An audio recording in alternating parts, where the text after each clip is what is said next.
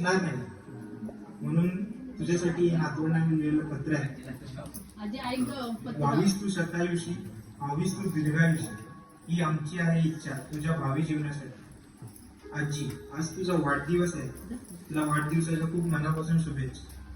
आजी, आम्ही तुला शुभेच्छा काय देणार? तुझ्या शुभेच्छांनी आणि आशीर्वादाने तर आमचं सगळं सुरळीत चाललंय. हा वाढदिवस तुझ्यासाठी फक्त एक चांगला दिवस असेल, परंतु आमच्यासाठी सोहळा आहे. तू लहानपणापासून आतापर्यंत आईला माणसासाठी जगत राहिलीस, पण स्वतःसाठी कधीच वेळ नाही काढला. आज आम्हाला सगळ्यांना खूप मनापासून वाटतंय की आज दिवस तुझ्यासाठी खूप खास असावा आणि तो तुझ्या जवळच्या आणि प्रेमळ माणसांसोबत साजरा करावा.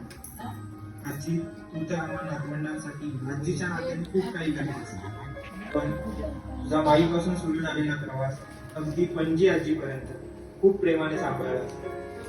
एका स्त्रीची अनेक रूपे, अनेक नावे असतात, पण या सगळ्यांचा खरा आयुष्यात अनुभव मिळाला तो फक्त तुझ्यामुळे. म्हणजेच मोहित्यांची मुलगी, भावंडांची माई, मोठ्या आजोबांची बाई, तलियांची सून, नणंदांची वहिनी, हिरांची वहिनी, भाच्यांची मामी, आत्ते, मावशी, पुतण्यांची मोठी आई, मुलांची आई, नातवंडांची आजी आणि नातवंडांच्या मुलांची पणजी आजी, अगदी इथपर्यंत. तुझं नाव विजया भिकाजी तरी असं आहे, म्हणजे तुझ्या नावातच विजय आहे. कारण तुझ्या जवळच्या प्रत्येक माणसाला तू प्रेमाने, मायेने आणि आपुलकीने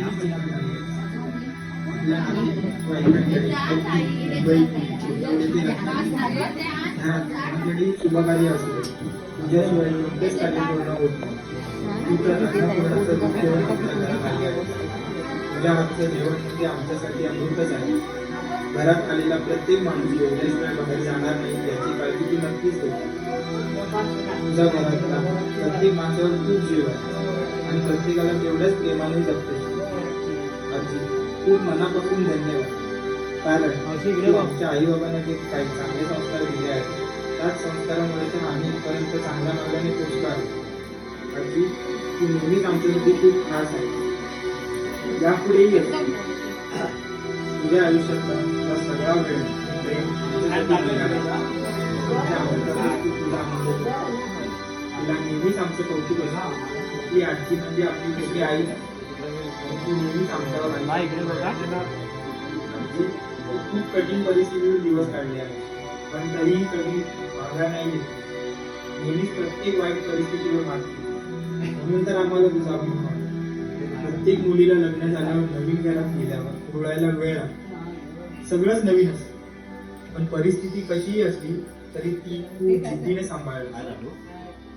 अगदी संसार, मुलांचं बालपण व शिक्षण, त्यांची लग्न, नातवंडांचं बालपण, नातेवाईकांचा या सगळ्यात तू कधीच कमी पडली नाही. कोणताही स्वार्थीपणा न ठेवता प्रत्येकासाठी जगतेस. आज तुझा 70वा वाढदिवस आहे. प्रत्येक वर्ष तू बाकीच्यांसाठी खास बनवलीस. तुझे प्रेमाहात जेव्हा आमच्या गालावरून आणि पाठीवरून फिरतात तेव्हा जगातलं सर्वात सुंदर सुख आम्हाला मिळते.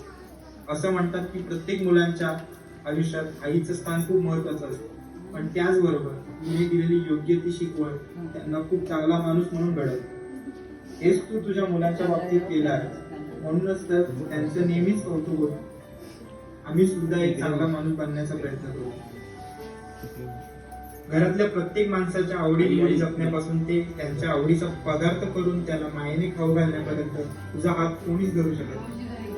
तुझ्या या स्वभावामुळे आज तुम्ही प्रेमळ माणसे इथे जमली आहे. तुझ्या चेहऱ्यावरचा आनंद पण आहे. तुझ्या आजच्या सोहळ्याचा साक्षीदार आहे. प्रत्येक जण वेळात वेळ सांगत होत आहे. तू सगळ्यांसाठी एवढं भरभरून केलं आहे, दिलं आहे आणि त्याची परतफेड कधीच होऊ शकते. पण तुझ्यासाठी जेवढं काही जमेल तेवढं करण्याचा आम्ही प्रयत्न करू. आजच्या दिवशी आम्ही तुला खूप मनापासून सांगतो, आज तुझा 70वा वाढदिवस साजरा करत आहोत. तसंच तुझा 100वा वाढदिवस याच उत्साहाने, याच आनंदाने आम्ही साजरा करू हीच बाप्पाची चरणी प्रार्थना करतो. अशीच नेहमी आमच्यासोबत राहा. आमचं सगळ्यांचं तुझ्यावर खूप प्रेम आहे. तू सुद्धा आमच्यावर कायम प्रेम कर. आमच्याकडून काही चुकलं असेल आम्हाला तुझ्यासारखी आजी राहू, हेच आमचं भाग्य आहे. प्रेमळ स्वभाव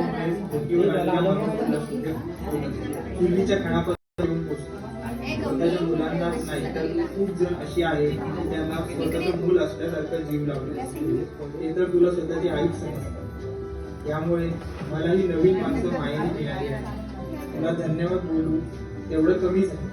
तू सगळ्यात बेस्ट आजी आहेस. आणि पुढच्या जन्मी सुद्धा आजी म्हणूनच